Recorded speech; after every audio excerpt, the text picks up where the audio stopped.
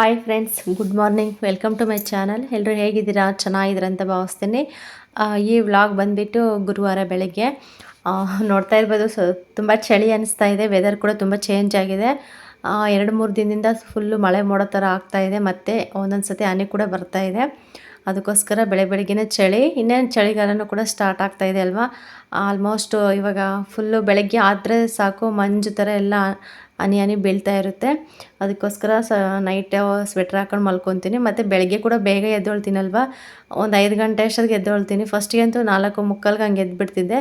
ಇವಾಗ ಸ್ವಲ್ಪ ಬೇಗ ಎದ್ದೇಳೋಕ್ಕಾಗ್ತಿಲ್ಲ. ಅದಕ್ಕೋಸ್ಕರ ಒಂದು 10 ನಿಮಿಷ, 1/4 ಗಂಟೆ ಆಚೆ ಈಚೆ ಆಗ್ತಾಯಿದೆ ಟೈಮ್ ಅಷ್ಟೇ. ಅದಕ್ಕೆ ಅಷ್ಟೊತ್ತಿಗೆ ಬೇರೆ ಎದ್ದೇಳ್ತಿರ್ತೀನಲ್ವ, ತುಂಬ ಚಳಿ ಅನಿಸುತ್ತೆ.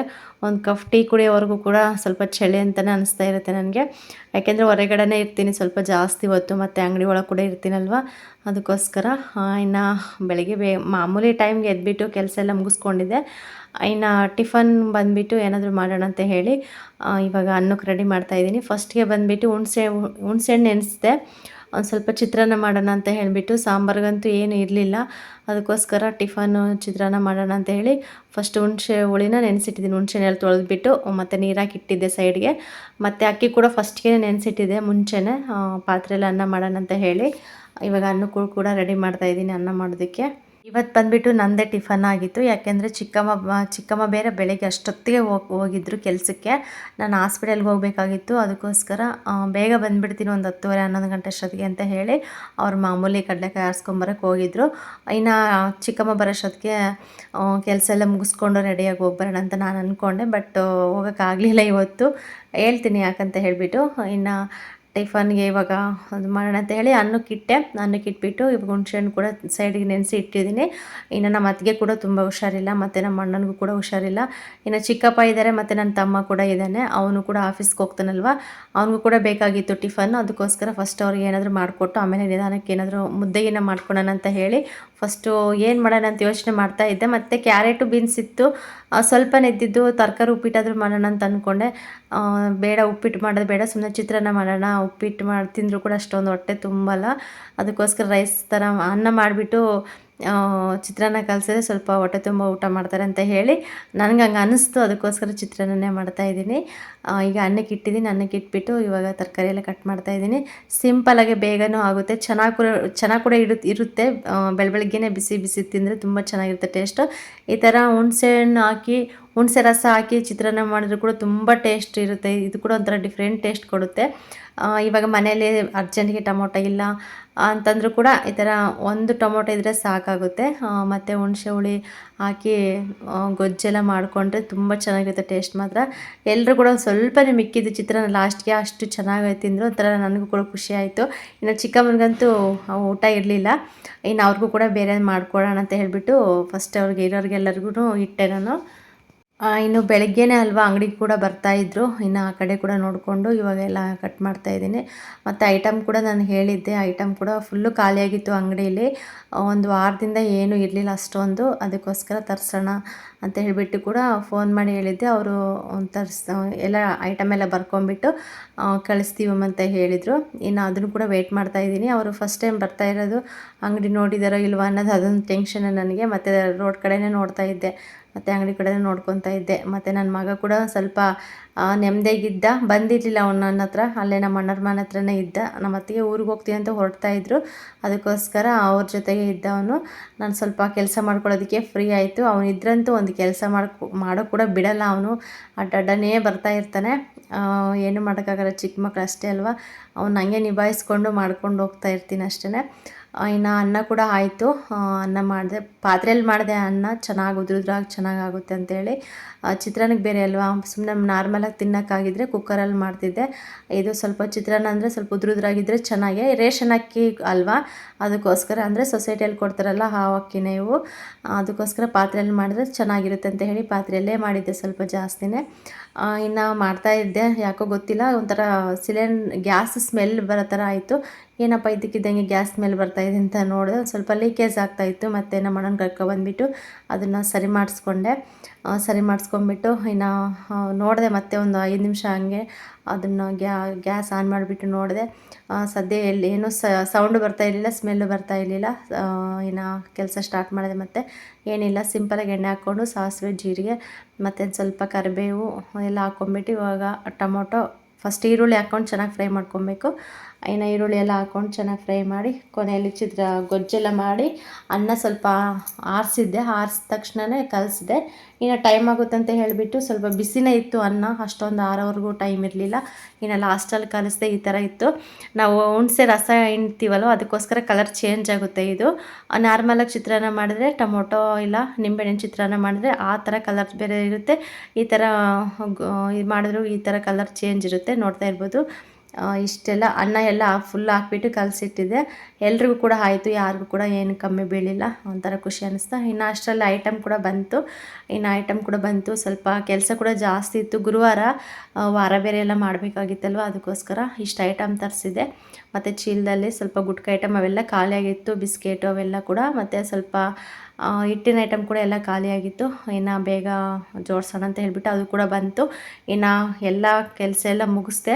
ಅಂದರೆ ಅವ್ರಿಗೆಲ್ಲ ಟಿಫನ್ ಎಲ್ಲ ಇಟ್ಕೊಟ್ಟು ಎಲ್ಲ ಕ್ಲೀನ್ ಮಾಡೋಣ ಅಂತ ಹೇಳಿ ಪಾತ್ರೆ ಕೂಡ ಎಲ್ಲ ಹೊರಗಡೆ ಹಾಕಿದೆ, ಎಲ್ಲ ತೊಳೆಯೋಣ ಅಂತ ಹೇಳಿ.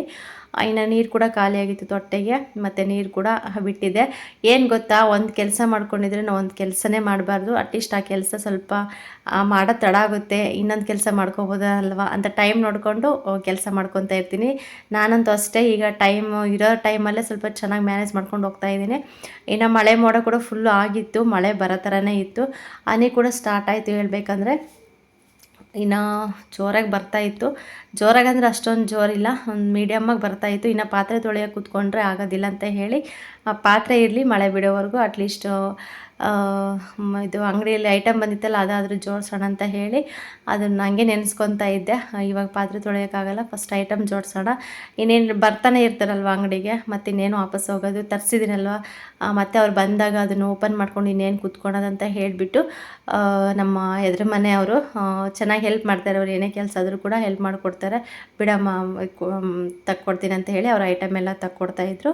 ಇನ್ನು ನಾನು ಬಂದುಬಿಟ್ಟು ಅಂಗಡಿ ಒಳಗೆ ಸ್ವಲ್ಪ ಜಾಗ ಎಲ್ಲ ಇತ್ತು, ಅದೆಲ್ಲ ನೀಟಾಗಿ ಒರೆಸ್ಕೊತಾ ಇದ್ದೀನಿ. ಆವಾಗಲೇ ಒರೆಸ್ಕೊಂಡು ಎಲ್ಲ ಕ್ಲೀನ್ ಮಾಡ್ಕೊಂಡ್ಬಿಡ್ತೀನಿ. ಫಸ್ಟ್ಗೆ ಐಟಮ್ ಇರುತ್ತಲ್ಲ ಅದೆಲ್ಲ ತೆಗೆದು ಕ್ಲೀನ್ ಮಾಡಿ ಆಮೇಲೆ ಬೇರೆ ಐಟಮ್ ಅಂದರೆ ಹೊಸ್ದಾಗಿ ತಂದಿರ್ತೀವಲ್ವ ಆ ಐಟಮ್ ಜೋಡಿಸ್ತಾ ಇರ್ತೀನಿ. ಮತ್ತು 2 ದಿನಕ್ಕೆ ಒಂದು ಸತಿ ಕೂಡ ನಾನು ಕ್ಲೀನ್ ಮಾಡ್ತಾನೆ ಇರ್ತೀನಿ ಅಂಗಡಿ ಕೂಡ. ಮತ್ತೇನೋ ಸ್ವಲ್ಪ ಜಾಡು ಅದು ಇದು ಕಟ್ಟಿರುತ್ತಲ್ಲ ಅದು ಅವಾಗ ಎಲ್ಲ ಜಾಡೆಲ್ಲ ತೆಗೆದುಬಿಡ್ತೀನಿ. ಒಟ್ಟು ಮನೆ ಯಾವ ಥರ ಇರುತ್ತೆ ನನಗೆ ಅಂಗಡಿ ಕೂಡ ಅದೇ ಥರನೇ ಇರಬೇಕನ್ನೋದೇ ನನ್ನ ಆಸೆ. ಅದಕ್ಕೋಸ್ಕರ ಚೇಂಜ್ ಮಾಡ್ತಾನೆ ಇರ್ತೀನಿ. ಆದರೂ ಕೂಡ ಎಷ್ಟು ಚೇಂಜ್ ಮಾಡಿದ್ರು ಕೂಡ ಮಕ್ಕಳಿರ್ತಾರಲ್ವ, ಅದು ಸ್ವಲ್ಪ ನೀಟಾಗಿ ಇಟ್ಕೊಳಕ್ಕಾಗಲ್ಲ. ಆದಷ್ಟು ನಾನು ನೀಟಾಗಿ ಇಟ್ಕೊಳ್ಳೋಕ್ಕೆ ನಾನು ಟ್ರೈ ಮಾಡ್ತಾ ಇರ್ತೀನಿ. ಮತ್ತು ಬಂದವ್ರಿಗೂ ಕೂಡ ಅಷ್ಟೇ ಚೆನ್ನಾಗಿ ಕಾಣಬೇಕು ಅನ್ನೋದೇ ನನಗೊಂಥರ ಇದು. ಇನ್ನು ಪಾಪ ಅವರು ಕೂಡ ಸ್ವಲ್ಪ ಹೆಲ್ಪ್ ಮಾಡ್ತಾಯಿದ್ರು. ಇನ್ನು ನಾನು ಕೂಡ ಎಲ್ಲ ಜೋಡಿಸ್ತಾ ಇದ್ದೀನಿ.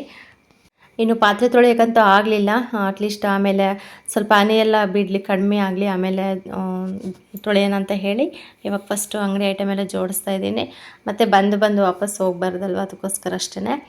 ಇನ್ನು ಜೋಡಿಸ್ಕೊತ ಇನ್ನು ಮಳೆ ಕೂಡ ಸ್ವಲ್ಪ ಜಾಸ್ತಿನೇ ಬರ್ತಾಯಿತ್ತು, ಹನಿ ಎಲ್ಲ.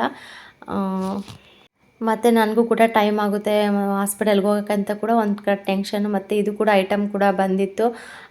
ಹೆಂಗಪ್ಪ ಮಾಡೋದಂತ ಹೇಳ್ಬಿಟ್ಟು ಸ್ವಲ್ಪ ಫಾಸ್ಟಾಗಿ ಕೆಲಸಗಳೆಲ್ಲ ಮಾಡಿಕೊಂಡೆ. ಆದರೆ ಕೊನೆಗೆ ಹೋಗೋಕ್ಕೆ ಆಗಲಿಲ್ಲ. ಇನ್ನು ಶುಕ್ರವಾರ ಹೋಗೋಣ ಅಂತ ಹೇಳ್ಬಿಟ್ಟು ಡಿಸೈಡ್ ಮಾಡಿದೆ. ಶುಕ್ರವಾರ ಬೆಳಗ್ಗೆ ಅಂದರೆ ಒಂದು 10:30 ಬಸ್ಸಿಗೆ ಹೋದರೆ ಕರೆಕ್ಟಾಗಿ ಅಲ್ಲಿಗೆ ರೀಚ್ ಆಗ್ತೀವಿ ಅಂತ ಹೇಳಿ ಹಿಂದೆ ಆಯ್ತು ಈ ಕೆಲಸ. ಹೋಗಬೇಕಾಗಿತ್ತು, ಹೋಗೋಕ್ಕೆ ಆಗಲಿಲ್ಲ. ಇನ್ನು ಏನು ಮಾಡೋಕ್ಕಾಗಲ್ಲ ಈ ಥರ ಆದರೆ ಅಂತೇಳ್ಬಿಟ್ಟು ಇನ್ನು ನಾನೇ ಚಿಕ್ಕಮ್ಮ ಕೂಡ ಹೇಳಿದ್ರು, ಬಿಡು ಶುಕ್ರವಾರ ಬೆಳಗ್ಗೆ ಅಷ್ಟೊತ್ತಿಗೆ ಹೋಗುವಂತೆ ಮಾಮೂಲಿ ಅಂತ ಹೇಳಿದ್ರು.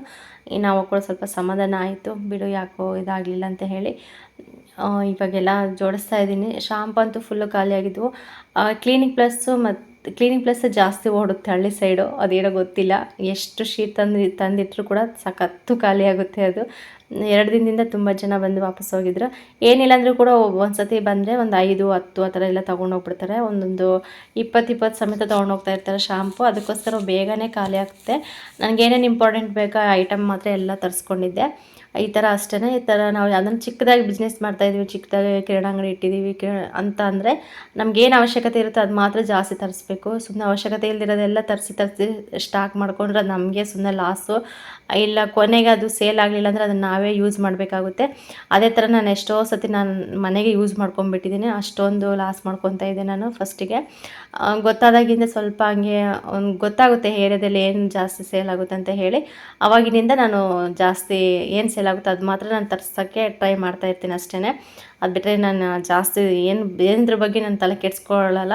ಕೆಲವ್ರು ಕೇಳ್ತಾ ಇರ್ತಾರೆ, ಒಬ್ಬರು ಇಬ್ಬರು ಕೇಳ್ತಿರ್ತಾರೆ ಅಷ್ಟೇ ಒಂದೊಂದು ಐಟಮ್ನ. ಅದು ರೇರ್ ಕೇಳೋದು, ತುಂಬ ದಿನಕ್ಕೊಂದ್ಸತಿ ಕೇಳ್ತಾ ಇರ್ತಾರೆ. ಮತ್ತು ತೊಗೊಂಬಂದು ಇಟ್ಕೊಂಡು ಸ್ಟಾಕ್ ಆಗಿ ಮತ್ತು ಅದು ಎಕ್ಸ್ಪೈರಿ ಆಗಿ ಸುಮ್ಮನೆ ಇದಾಗ್ಬಿಡುತ್ತೆ ಅಂತ ಹೇಳಿಬಿಟ್ಟು ನಾನು ಇವಾಗ ಜಾಸ್ತಿ ತಲೆ ಕೆಡ್ಸ್ಕೊಳಕ್ಕೆ ಹೋಗಲ್ಲ.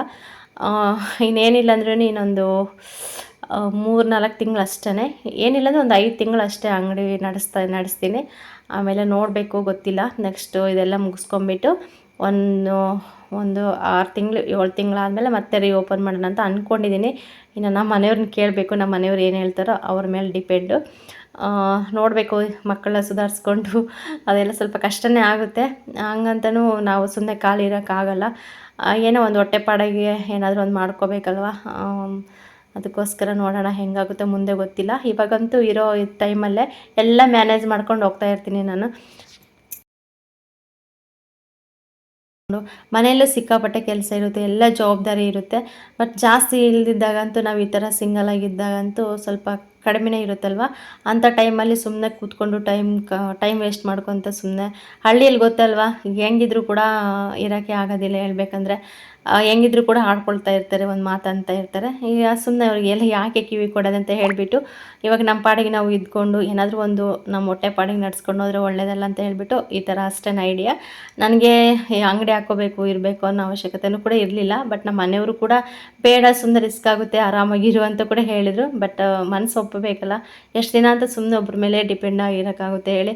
ಅಟ್ಲೀಸ್ಟ್ ನಮ್ಗೆ ಎಷ್ಟಾಗುತ್ತೋ ನಾವು ಅಷ್ಟು ಕೆಲಸ ಮಾಡಿಕೊಂಡು ಏನೋ ನಮ್ಮ ದುಡ್ಕೋಬೇಕು ಅನ್ನೋದು ಒಂದು ನನಗೆ ಆಸೆ ಇತ್ತು. ಅದಕ್ಕೋಸ್ಕರ ಹಠ ಮಾಡಿ ನಾನು ಅಂಗಡಿನ ಹಾಕಿಸ್ಕೊಂಡೆ. ಆದರೂ ಪರವಾಗಿಲ್ಲ, ಏನಿಲ್ಲ, ನನ್ನ ಖರ್ಚು, ನನ್ನ ಮಗನ ಖರ್ಚು, ನಾವು ಹೊಟ್ಟೆ ಪಾಡಿಗಂತೂ ಆಗೇ ಆಗುತ್ತೆ. ಏನು ಮೋಸ ಇಲ್ಲ ಅಂತಲೇ ಹೇಳ್ಬೋದು. ಎಲ್ಲ ಕೂಡ ನಮ್ಮ ಮೇಲೆ ಡಿಪೆಂಡ್ ಇರುತ್ತೆ, ಹೆಂಗೆ ಮ್ಯಾನೇಜ್ ಮಾಡಬೇಕು, ಹೆಂಗೆ ಖರ್ಚು ಮಾಡಬೇಕು, ಯಾವುದ್ರಲ್ಲಿ ಯಾವ ಥರ ಅಂತ ಹೇಳಿಬಿಟ್ಟು. ಸೇವಿಂಗ್ ಅಂತೂ ಇಲ್ಲ, ನಿಜವಾಗ್ಲೂ ಸುಳ್ಳು ಹೇಳ್ತಾ ಇಲ್ಲ, ಪ್ರಾಮಿಸ್ಸು.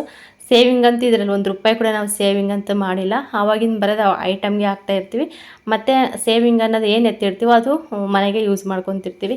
ಇವಾಗ ಏನಂದರೆ ಅಕ್ಕಿ ಮನೇಲಿ ರೇಷನ್ ಇಲ್ಲ, ಇವಾಗ ಸಡನ್ನಾಗಿ ಸಿಲಿಂಡ್ರ್ ಖಾಲಿ ಆಯಿತು, ಹಂಗೆ ಹಿಂಗೆ ಏನಾದರೂ ಎಮರ್ಜೆನ್ಸಿ, ಇಲ್ಲ ಮಗನಿಗೆ ಹುಷಾರಿಲ್ದಂಗೆ ಆಯಿತು, ಇವಾಗ ನನಗೆ ಏನಾದರೂ ಸ್ವಲ್ಪ ಹೆಲ್ತ್ ಪ್ರಾಬ್ಲಮ್ ಆಯ್ತಂದರೆ ಇನ್ನು ಎಲ್ಲಿಂದ ತರಬೇಕು ಹೇಳಿ. ಬೇರೆ ಬಿಸ್ನೆಸ್ಸು ಏನಿಲ್ಲ, ಬೇರೆ ಕೆಲಸನೂ ಇಲ್ಲ, ಮತ್ತು ಹೊರಗಡೆಯಿಂದ ಬರೋ ದುಡ್ಡು ಕೂಡ ಇಲ್ಲ ನಮಗೆ.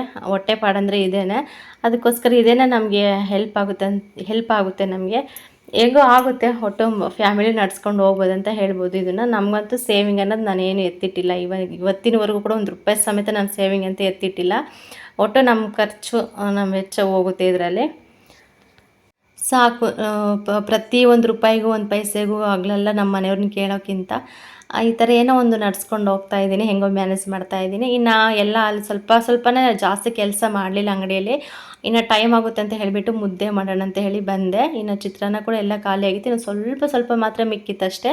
ಅದು ನನ್ನ ಮಗ ತಿಂತಾನೆ ಅಂತ ಹೇಳ್ಬಿಟ್ಟು ಅವನು ಇಷ್ಟಪಟ್ಟು ತಿಂತಾನೆ, ಅದಕ್ಕೆ ಸ್ವಲ್ಪ ಎತ್ತಿಟ್ಟಿದ್ದೆ.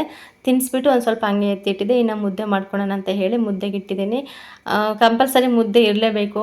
ಎಂಥ ಅಮೃತವಾಗಿರೋ ಅಡುಗೆ ಮಾಡಿದ್ರೂ ಕೂಡ ಮುದ್ದೆ ಇರಲೇಬೇಕು ಮನೆಯಲ್ಲಿ. ಇನ್ನು ಚಿಕ್ಕಮ್ಮ ಕೂಡ ಹೋಗಿದ್ರಲ್ವ, ಅವ್ರಿಗೂ ಕೂಡ ಹೊಟ್ಟೆ ಹಸಿವಾಗಿರುತ್ತೆ ಅಂತ ಹೇಳಿಬಿಟ್ಟು ಒಂದು 2 ಬದನೆಕಾಯಿ ಇತ್ತು, ಬದನೆಕಾಯಿ ಮತ್ತು 1 ಟೊಮೊಟೊ ಹಣ್ಣು, ಒಂದು 4 ಹಸಿರು ಮೆಣಸಿನ್ಕಾಯಿ ಎಲ್ಲ ನೀಟಾಗಿ ಸುಟ್ಬಿಟ್ಟು ಇಟ್ಟಿದ್ದೀನಿ, ಗೊಜ್ಜು ಕಿವುಚಿ ಮುದ್ದೆ ಮಾಡೋಣ ಅಂತ ಹೇಳಿ. ಇನ್ನು ಮುದ್ದೆ ಎಲ್ಲ ಮಾಡೋಷ್ಟೊತ್ತಿಗೆ ಮಳೆನೇ ಸ್ಟಾರ್ಟ್ ಆಯಿತು.